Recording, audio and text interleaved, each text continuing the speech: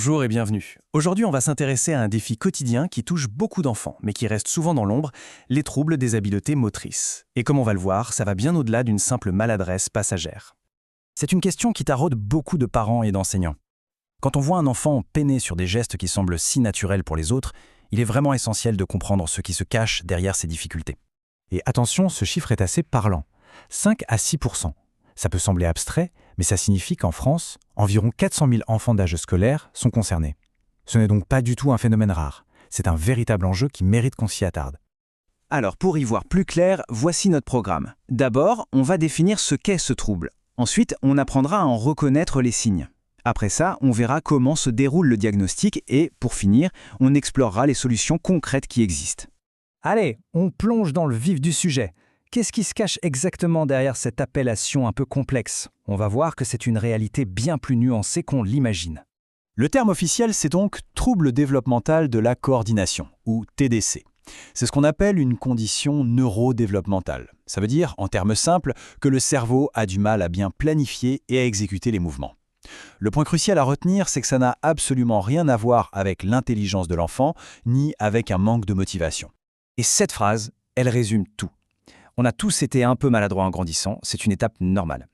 Mais ici, on parle de difficultés qui persistent, qui durent, et qui ont un impact bien réel sur la vie de tous les jours, que ce soit à la maison, à l'école ou dans les loisirs. Alors, maintenant qu'on a posé les bases, comment est-ce qu'on peut reconnaître ces troubles concrètement? Pour ça, il y a une distinction clé à comprendre, celle entre la motricité fine et la motricité globale. Ce tableau l'explique très bien. D'un côté, on a la motricité fine. C'est tout ce qui demande de la précision avec les mains. Écrire, découper, boutonner sa chemise. L'impact se voit tout de suite à l'école. De l'autre côté, la motricité globale. Là, ça concerne les grands mouvements du corps. L'équilibre, courir, sauter, attraper un ballon. Et là, l'impact se voit plutôt dans le sport. Un enfant peut avoir des difficultés dans l'un, dans l'autre, ou les deux à la fois.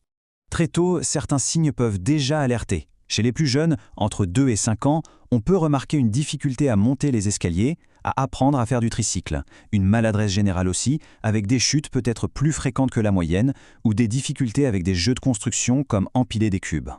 Mais c'est souvent à l'entrée à l'école que les difficultés deviennent vraiment évidentes.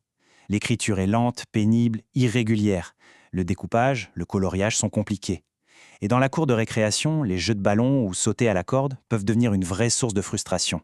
Et là, on touche à un point absolument crucial. L'impact n'est pas que physique. Ces échecs répétés, jour après jour, peuvent vraiment miner l'estime de soi, créer de l'anxiété et pousser l'enfant à se mettre en retrait. Et le pire, c'est qu'il risque d'être perçu à tort comme paresseux ou peu volontaire, ce qui ne fait qu'aggraver sa détresse. Alors, face à ces doutes, comment peut-on avoir des réponses claires? Heureusement, il existe un parcours de diagnostic. C'est un processus bien structuré qui permet enfin de mettre les bons mots sur les difficultés. Le point de départ, en général, c'est d'en parler à son pédiatre ou son médecin traitant. Si les soupçons se confirment, on passe à l'étape suivante, une évaluation plus poussée chez des spécialistes comme un psychomotricien ou un ergothérapeute. Et c'est sur la base de leur bilan que le diagnostic final sera posé. D'ailleurs, pour cette évaluation, les spécialistes utilisent souvent un outil de référence, le test MABC2. Derrière ce nom un peu technique se cache une série d'épreuves standardisées pour évaluer la dextérité, l'équilibre, l'habileté avec un ballon. Ça permet de comparer de manière objective les performances de l'enfant à celles d'autres enfants du même âge. Une partie très importante du processus, c'est aussi de s'assurer que les difficultés ne viennent pas d'ailleurs. Les médecins vont donc vérifier qu'il n'y a pas un autre problème, neurologique ou sensoriel par exemple. C'est ce qu'on appelle un diagnostic différentiel pour être bien certain de la cause. Une fois le diagnostic posé, le plus important peut commencer. L'action. On passe maintenant aux solutions concrètes. Et la bonne nouvelle, c'est qu'il existe tout un éventail de stratégies pour aider l'enfant à progresser et surtout à s'épanouir. La prise en charge, c'est un vrai travail d'équipe.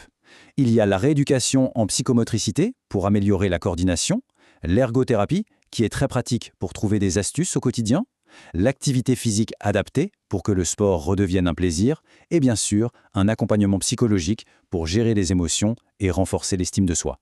À l'école, qui est un lieu clé, des aménagements peuvent tout changer. On peut mettre en place ce qu'on appelle un PAI ou un PPS. Ces dispositifs permettent de formaliser les aides, comme accorder plus de temps lors des contrôles, autoriser l'utilisation d'un ordinateur ou adapter certaines activités sportives. Et à la maison aussi, des ajustements simples peuvent grandement faciliter la vie. Choisir des vêtements faciles à enfiler avec du velcro par exemple. Utiliser des couverts ou des crayons ergonomiques. Et puis, la chose la plus importante, toujours valoriser les efforts, bien plus que les résultats. L'objectif, c'est de bâtir la confiance. Et ce graphique, il est porteur d'un message très positif. Il montre l'importance d'agir tôt. Les chiffres sont vraiment encourageants. Avec une prise en charge précoce et bien menée, 60 à 70% des enfants montrent des progrès significatifs. Ils apprennent à développer des stratégies pour compenser leurs difficultés et au final, bien vivre avec.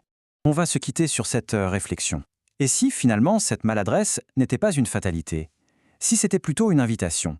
Une invitation à regarder plus attentivement, à comprendre plus profondément et surtout à accompagner avec plus de bienveillance et avec les bons outils.